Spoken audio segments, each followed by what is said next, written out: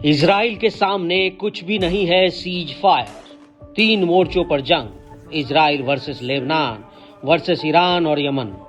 मध्य पूर्व जल रहा है, गाजा में जंग जारी है, लेकिन इजराइल अब सिर्फ हमास से नहीं लड़ रहा। अब मोर्चा खुल गया है लेबनान, यमन और यहाँ तक कि ईरान के खिलाफ भी। एक देश और उसके 3 दुश्मन, 3 दिशाओं से चल रहा हमला और इजराइल हर वार का जवाब दे रहा है। इजराइल अपने दुश्मनों को बिना सबक सिखाए नहीं छोड़ता है और इस बात को साबित करते हुए इजरायली एक्शन समय समय पर होता रहता है। फिर चाहे हिजबुल्लाह हो, हूती या सीरिया की नई सरकार, इजराइल के यहाँ किसी के लिए रहम नहीं है। सिर्फ गाजा ही नहीं, इजराइल अपने पड़ोसी देश लेबनान और सीरिया में भी अपने भविष्य के खतरों को खत्म करने में लगा है।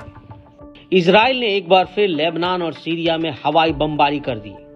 ड्रूज समुदाय की सुरक्षा का हवाला देते हुए इजरायली सेना ने दमिश्क और दक्षिण लेबनान में सैन्य ठिकानों को निशाना बनाया। सीज फायर के बावजूद जारी इन हमलों में क्षेत्रीय तनाव को और गहरा कर दिया है, जिससे नागरिकों और अंतर्राष्ट्रीय समुदायों की चिंता बढ़ गई है। पिछले साल नवंबर में हिजबुल्लाह से सीज फायर के बाद भी इजराइल वक्त वक्त पर लेबनान को दहलाता रहा। वहीं ड्रूज समुदाय की मदद का सहारा लेकर इजराइल सीरिया में अपने खतरों को खत्म करने में लगा है। इजराइल ने शनिवार की रात सीरिया पर हवाई हमले किए, जिससे कम से कम 2 नागरिकों की मौत हो गई। इजराइल का कहना है कि वो ड्रूज अल्पसंख्यकों को सरकारी हिंसा से बचाने के लिए ये हमले कर रहा है, जबकि सीरियाई ड्रूज समुदाय ने इस रूख को अस्वीकार कर दिया है, जिसके बाद जाहिर हो गया कि इजराइल ड्रूज की आड़ में अपने दुश्मनों को कमजोर कर रहा है। वहीं दक्षिण लेबनान में इजराइल ने कई ड्रोन हमले किए। इन हमलों का निशाना लेबनान के कई शहरों को बनाया गया, जिसके बाद नागरिकों, चिकित्सकों और पर्यावरण कार्यकर्ताओं को निशाना बनाए जाने की चिंता बढ़ गई है।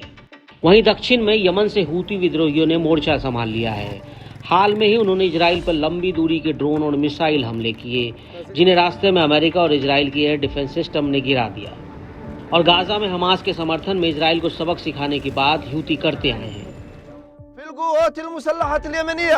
यमनी सशस्त्र बलों के मिसाइल हमलों ने फिलिस्तीनी 2 हाइपरसोनिक बैलिस्टिक मिसाइल का उपयोग कर यफा क्षेत्र के दक्षिण में एक इजरायली सैन्य लक्ष्य को निशाना बनाकर सैन्य अभियान चलाया। मिसाइल सफलतापूर्वक अपने लक्ष्य तक पहुंच गई और इजराइल उसे रोकने में नाकामयाब रहा। वहीं यमन ने कहा है कि वो आखिरी सांस तक इजराइल का मुकाबला करेगा। यमनी सशस्त्र बलों के मिसाइल बल ने हाइफा के कब्जे वाले क्षेत्र में एक महत्वपूर्ण इजरायली दुश्मन के लक्ष्य को निशाना बनाकर हाइपरसोनिक बैलिस्टिक मिसाइल का उपयोग कर ये सैन्य अभियान चलाया। ये कुछ ही घंटों के दौरान दूसरा अभियान है और मिसाइल सफलतापूर्वक अपने टारगेट तक पहुंच गई। इजराइल सेना ने कहा है कि उसके बलों ने सीरिया में एक सैन्य स्थल, विमान भेदी तोपों और सतह से हवा में मार करने वाली मिसाइलों और बुनियादी ढांचों पर हमले किए हैं। ये हमला इजराइल की ओर से सीरिया के राष्ट्रपति भवन के पास हमला करने के 1 दिन बाद हुआ। प्रधानमंत्री बेंजामिन नेतन्याहू ने इस बात पर जोर दिया है कि वो सीरियाई सेना को दमिश्क के दक्षिण में तैनात नहीं होने देंगे और न ही ड्रूज समुदाय के लिए किसी तरह के खतरे को बर्दाश्त करेंगे। इजरायली सेना हिजबुल्लाह से सीज फायर के बाद भी लेबनान में अपने हमले बंद नहीं कर रही। कई स्थानीय स्रोतों के मुताबिक दक्षिणी लेबनान में युद्ध विराम लागू होने के बाद से इजरायली सेना ने 3000 से ज्यादा बार लेबनान की संप्रभुता का उल्लंघन किया है और हमले लगातार जारी रखे हैं।